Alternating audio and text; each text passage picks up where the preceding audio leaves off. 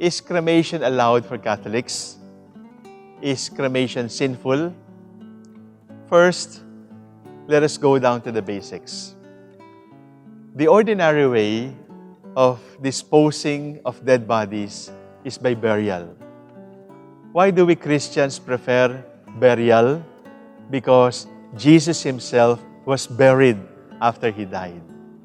And when we bury our loved ones, or when we allow ourselves to be buried after we die, we sort of imitate the example set by the Lord Himself. He allowed Himself to be buried. He was buried after He died.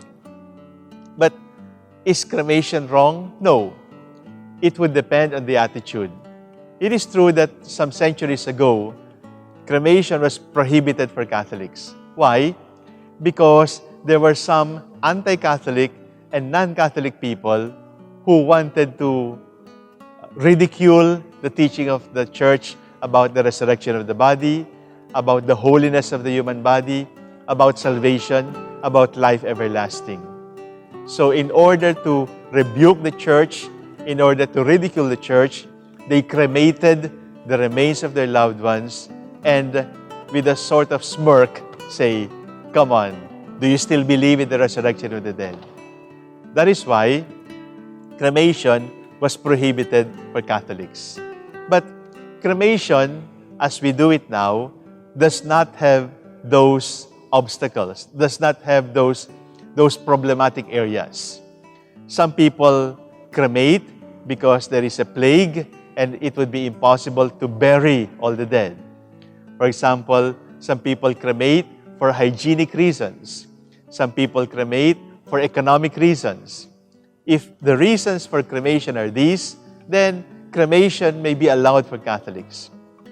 Cremation is not allowed if it denies the resurrection of the dead, if it denies life everlasting, if it is a rebuke on the teachings of the Lord about the eternity of the soul. Huwag ka na umiyak sa mundong pabago-bago. Pag-ibig ko ay totoo. Ako ang iyong bangka. Kung magalit man ng alon ng panahon, sabay tayong aahon.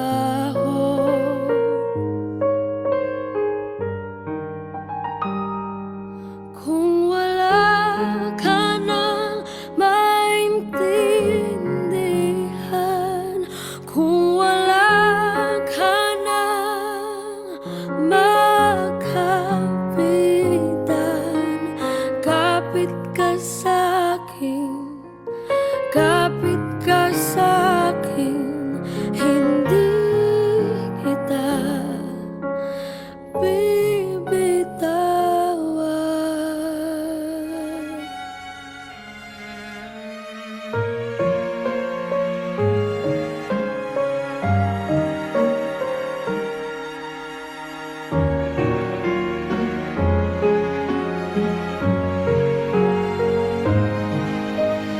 Huwag ka na umiyak, mahaba man ng araw, uuwi ka sa yakap ko. Huwag mo nang damdamin kung wala ako sa iyong tabi. Iiwan ko ang puso ko sa'yo at kung pakiramdam mo'y wala ka nang kakampi, isipin